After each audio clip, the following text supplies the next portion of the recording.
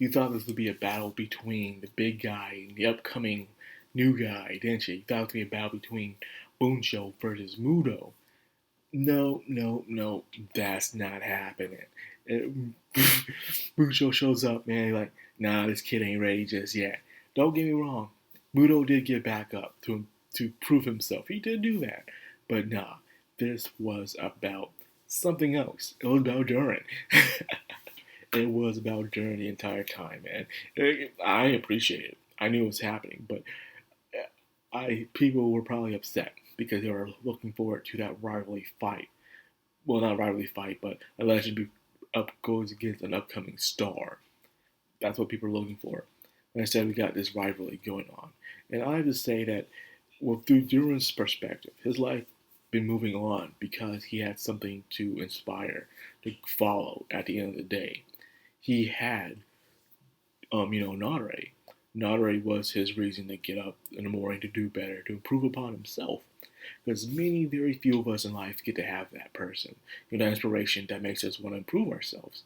Usually we get up, we eat breakfast, we go to work, we come back, we pay the bills, we eat dinner, watch TV, hang out with family, and we're like, hey, it could be worse. We could be declining, so we're okay where we're at. We're creatures of habit.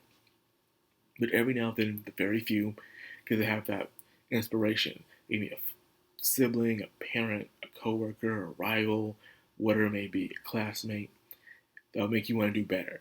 Makes you want to improve upon yourself and to achieve even greater goals, to truly break your limits. Durin had this with Nadare.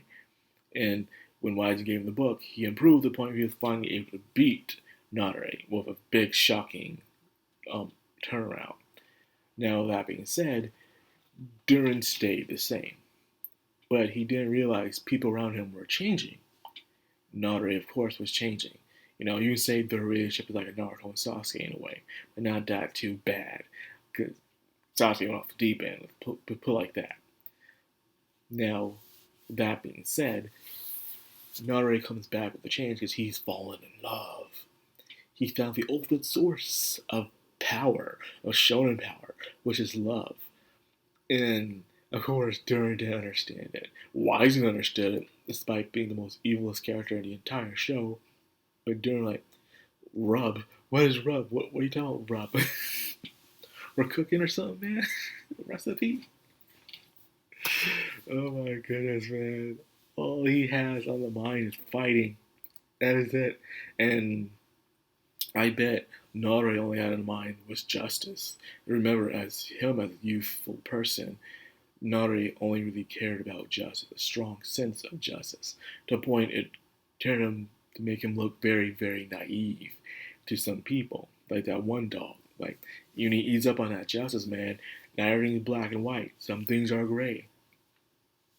But yeah, he found a woman. We never got a chance to meet this woman, but he would come and go through the temple and see this woman.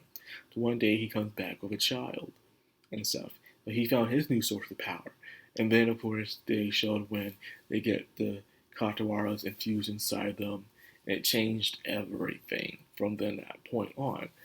So yeah, Durin's life has been, people would say it was a simple life, but that was him. To him, it was a challenge because he had someone that was so powerful, who was really up there. That's the only thing he had to focus on in life. Nothing else mattered. So that was his entire life, was truly involved around Nadare, until one day he was able to make a disciple of his own, which is ironically a dragon as well. It's like, well, technically, Nadare is not really a dragon. He is a man infused with a dragon.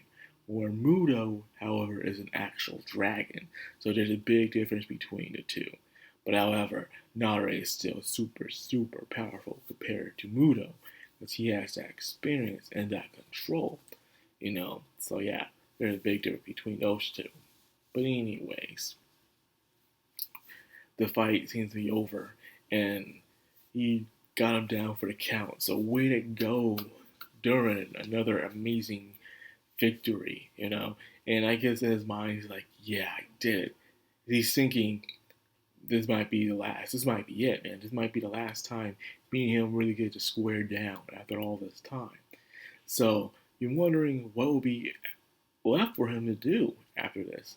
A lot of people, after they truly achieve a goal that they have their heart set on, they know what to do afterwards. They feel empty. They feel like a shell of their former selves. So we'll have to wait and see what happens, because hopefully we get that fight that we've all been looking forward to. And speaking of that, we looked at freaking Boonsho's form, truly look at being animated in this episode. Even if it was just for a little while.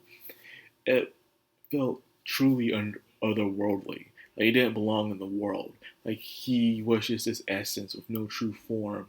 And he just forcefully crafted himself his own physical body. The face, like the eyes and mouth were just moving on his head like it didn't really belong, like it was being scribbled on and stuff. The body itself felt like it belonged a vortex out of space and stuff. The wind, the storms, everything around him, the aura he carried around him was freaking fantastic. So I cannot wait to see what happens next. And with that being said, I'll end the video here. And I hope you guys enjoyed it. If you did, like, comment, subscribe, and of course, hit that bell icon. This has been Madcrownxox, signing out.